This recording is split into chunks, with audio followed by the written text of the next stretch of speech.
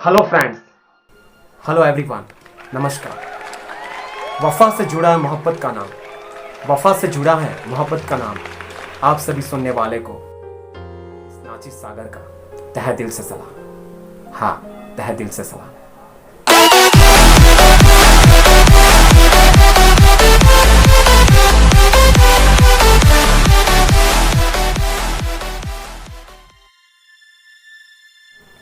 तो दोस्तों, पिछले वीडियो में हमने देखा था टैलेंट के बारे में। मैंने आपको कुछ बताया था, पार्ट 1 और पार्ट 2।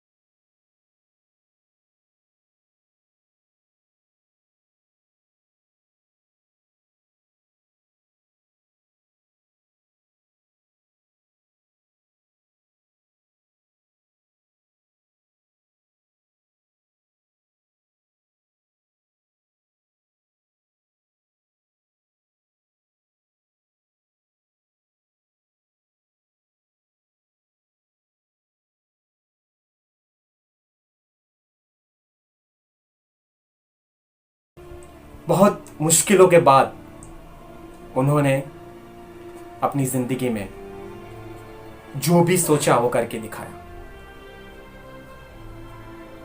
पहले उन्होंने सेंट जोसेफ कॉलेज में ग्रेजुएशन कंप्लीट किया और उसके बाद मद्रास इंस्टीट्यूट ऑफ टेक्नोलॉजी, जो बहुत ही महंगा कॉलेज है, वहाँ की फीस बहुत महंगी थी, 1000 रुपीज़। तो उसके लिए उनकी बहन और उसकी जो मातृश्री है, उन्होंने अपने गहने बेचकर उनकी फीस भरी, उनका कॉन्फिडेंस देखकर। तो ये सब देखकर उनका परिवार जो उनके लिए बलिदान दे रहा है, ये सब देखकर उन्होंने हार नहीं मानी। वो जब भी पंछियों को उड़ता देखते थे तो उनको ऐसा लगता था कि मैं भी एक दिन आसमान में उड़कर दिखाऊंगा। और उनके इसी जज्बे को लेकर एक दिन वो कुछ ऐसा करके दिखाया उन्होंने कि इंजीनियरिंग के अंदर उन्होंने एक ऐसा सैटेलाइट तैयार किया। जब पहला सैटेलाइट उन्होंने तैयार किया वो फेल हो गया, क्रैश हो गया, लेकिन उसके बावजूद उन्होंने हार नहीं मानी। वो आगे बढ़ते रहे और 1 साल के अंदर दूसरा सैटेलाइट उन्होंने तैयार किया। और उस सैटेलाइट की वजह से उनको पूरे विश्व में नामना मिली और आज उनको मिसाइल मैन के रूप में जाना जाता है।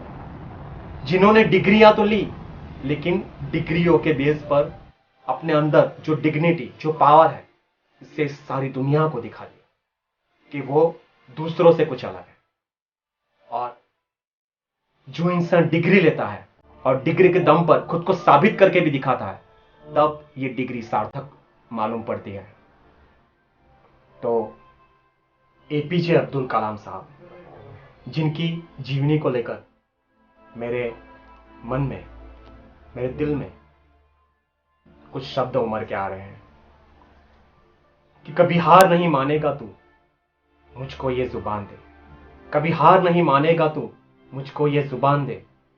खुद को साबित करने के लिए तू चाहे 100 इम्तिहान दे। गर होना है सफल तुझको, पार करना है दुख का सागर। गर होना है सफल तुझको, पार करना है दुख का सागर।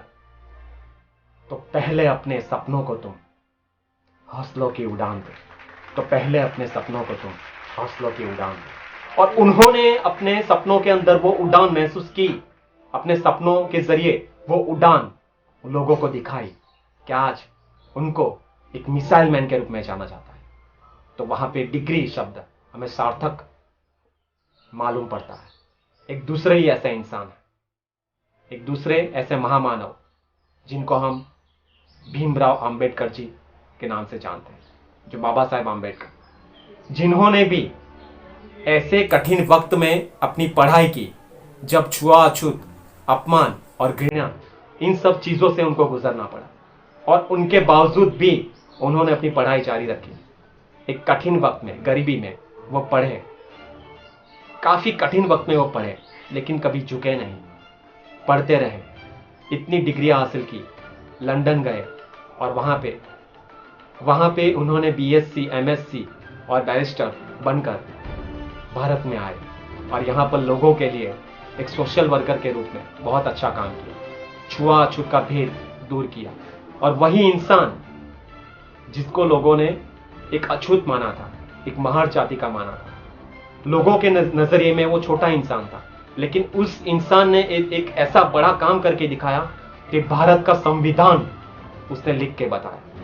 भारत का संविधान जिसने लिखा, ऐसे हमारे बाबा साहब आम्बेडकर, जिन्होंने डिग्री शब्द को सही मायने में सार्थक किया और जो अपनी जिंदगी में तो परिवर्तन लाए, लेकिन उनके द्वारा कईयों की जिंदगी में काफी परिवर्तन हुआ और भारत देश के लोगों की सोच में भी परिवर्तन आया। तो ऐसे होते हैं कुछ लोग जो डिग्रियां तो हासिल करते हैं, लेकिन डिग्रियों के दम पर अपने अंदर जो डिग्निटी, जो पावर होता है, उसके द्वारा दुनिया को कुछ अलग सांचे में ढाल देते हैं और खुद को भी कुछ अलग सांचे में लोगों के सामने पेश करते हैं। तो उसी तरह आप डिग्री तो पा लेते हैं, लेकिन जब तक उस डिग्री को लेकर खुद के अंदर कोई डिफरेंट जो भी आपके अंदर है वो दुनिया को नहीं दिखाते, जब तक दुनिया को ये महसूस नहीं होता कि आप दूसरों से अलग है, आपके अंदर कुछ ऐसी बात है जिनसे आप दूसरों से अलग साबित होते हैं, तब तक उस डिग्री का प्रकाश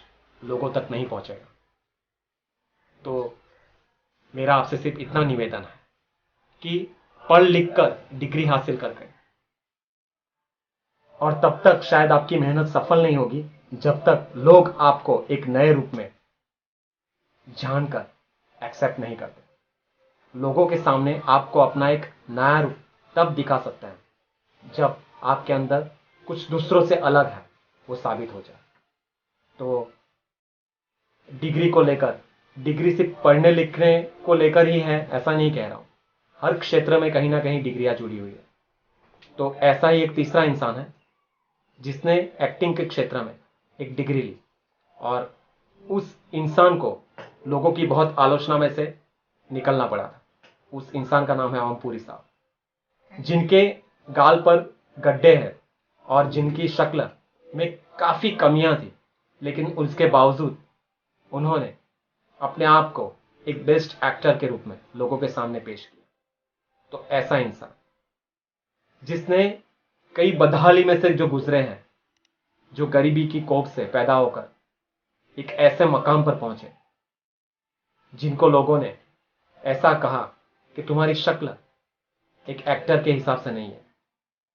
उनकी काफी आलोचना हुई, लेकिन फिर भी उन्होंने नेशनल स्कूल ऑफ ड्रामा में एक्टिंग की डिग्री लेकर फिल्मों के अंदर सिर्फ बॉलीवुड ही नहीं लेकिन हॉलीवुड के अंदर भी खुद को साबित करके दिखाया। जो इंसान दुनिया के सामने एक महान इंसान के रूप में पेश होता है, वो कहीं ना कहीं बहुत तकलीफ से गुजरा होता है। अगर ओमपुरी साहब की जिंदगी के बारे में बात किया जाए तो उन्होंने अपनी जिंदगी में, उनके पापा जो थे वो रेलवे में कर्मचारी थे, लेकिन सीमेंट की चोरी में उनको जॉब से निकाल दिया गया और उसके परिवार में काफ़ी परेशानियां हुई। ओमपुरी साहब के बड़े भाई प्रकाश पुरी, जिन्होंने स्टेशन पर कुली की जॉब की और अपने कंधे पर जिन्होंने वजन उठाकर गुजरान चलाया, लेकिन कहा जाता है कि ओमपुरी साहब, जिन्होंने एक होटल के अंदर जूठे बर्तन भी घिसे हैं और उस काम के साथ साथ उन्होंने पढ़ाई भी चालू रखी, यानी कि वो मेहनत भी करते थे कोयला भी पेलते थे, ढाबे पर बर्तन भी मांजते थे, और उनके साथ साथ उन्होंने पढ़ाई भी जारी रखी। तो आजकल जब यंगस्टर को मैं देखता हूँ तो पेरेंट्स कभी सभी सुविधाएं देते हैं, लेकिन फिर भी बच्चे पढ़ नहीं पाते।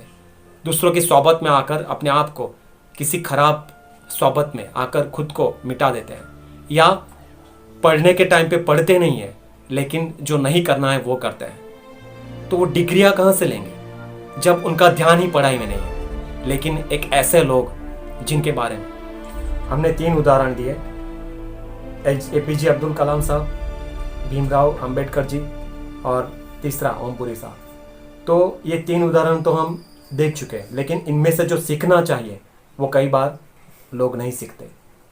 तो डिग्री पा लेते हैं लेकिन डिग्री के हिसाब से पेश नहीं आते, तो फिर वो डिग्री नहीं कहलाती।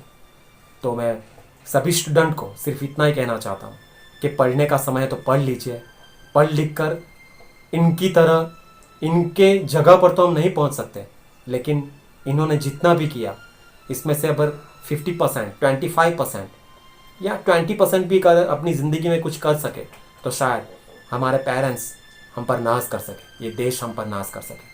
तो मैं वही कहना चाहता हूँ कि पढ़ लिख कर डिग्रियाँ हासिल करो और उस डिग्री के हिसाब से खुद को इस दुनिया के सामने साबित करके दिखाओ, आप दूसरों से अलग है ये साबित करके दिखाओ, और कुछ ऐसी ज़िंदगी जी के दिखाओ कि आपके पेरेंट्स को, इस समाज को, इस देश को, सारे देश को आपके ऊपर नाज हो।